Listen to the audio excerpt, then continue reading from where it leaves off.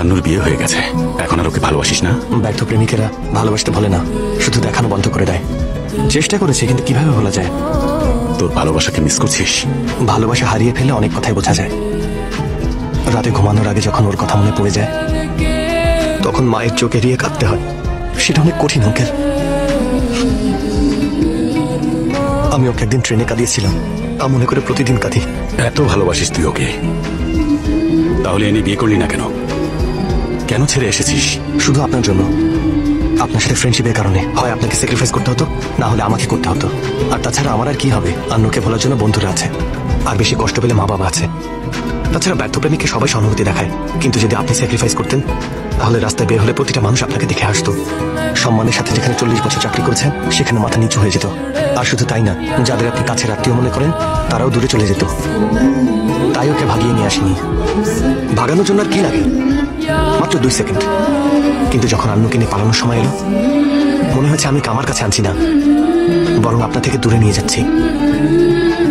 এই প্রথমবার নিজের প্রতি ঘৃণা হলো। তোমরা এখানে কি করছো? হ্যাঁ, সঞ্জুকে আমার মেয়ের সাথে বিয়ে দেবে? কি ওই ডক্টরের সাথে? ঠিক যাকে চেয়েছিলাম তাকে দিল না, আরেকজনের সাথে সেটিং করছে। আরে আমার কথা তো শোন। আমি ওকে পছন্দই করি না, ওকে দেখতেও আমার ভালো লাগে না। মা বলে দাও বিয়ে করবো না। আন্নুর সাথে আমি সঞ্জুর বিয়ে দিতে চাই। কি আন্নু? ওর বিয়ে হয়নি? বললো তো বিয়ে শাড়ি পরা ছবি পাঠিয়েছে। বিয়ের পোশাক পরে ছবি আমি তুলিয়েছি। কার্তিককে ওয়াদা করেছিলেন যে আমার জন্য ভালোবাসাকে স্যাক্রিফাইস করেছিস, তো তোর জন্য আমি আমার ওয়াদা ভাঙতে পারবো না? শুধু তুই স্যাক্রিফাইস করতে পারিস, আমি কি পারি না বল? আন্নুর সাথে এখনই দেখা করবো। মা আমি হায়দ্রাবাদ যাচ্ছি। হ্যালো বন্ধু, আন্নু হায়দ্রাবাদে নেই, তোমাদের যেখানে প্রেম শুরু হয়েছিল সেখানে অপেক্ষা করছে।